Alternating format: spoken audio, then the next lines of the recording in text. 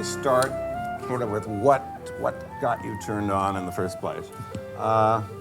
Just wondering if there was, for each of you, maybe a movie or a performance that you saw when you were young that kind of made you say, "This is what I want to do. This is what I've got to do with my life." I know, Daniel, you once, I read somewhere that you once mentioned seeing the movie If with Malcolm McDowell. I don't know if that was the movie for you, the moment, or if there was one.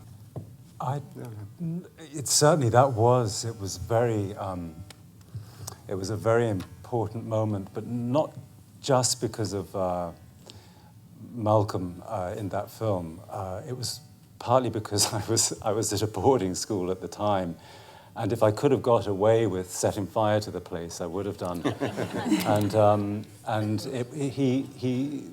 Lindsay Anderson created a kind of banner around which all the outcasts rallied, and so that film.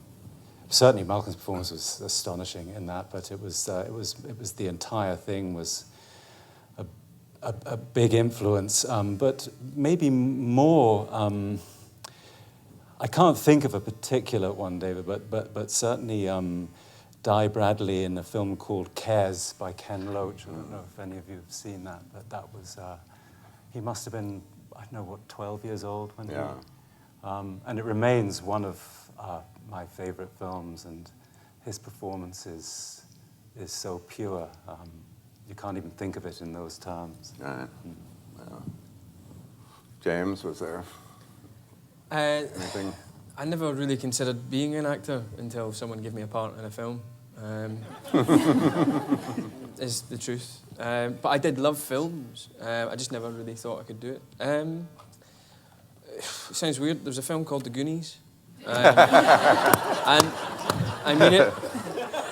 I mean it with all my heart. I think that for a young boy, but also even as an adult, that film makes me cry. Because it's about... I'm not kidding.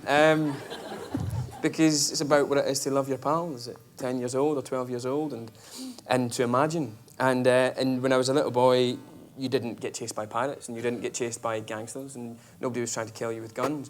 But your adventures were no less exciting and no less do or die, I suppose, even though there was none of that. And it helped, I don't know, it inspired my imagination. And I've always had I think I've had a fairly active imagination, which helps, I suppose. But that film stuck in my head and still does to this day. But I'm also a huge fan of Kes as well. But it never made me want to do it. Marianne? I loved Greta Garbo, and I was fascinated by her as a child. And one of the most incredible feeling I had watching a movie was Camille. I don't know, because it's the title in English, isn't it? Yeah, it's Camille. Camille. So it would be definitely that one. Yeah, that's a great performance. Ellen, what about you? Well, I had a similar experience as James. I fell into it when I was 10 years old, and where I am from in Nova Scotia. And it was just a matter of a neat little experience that happened.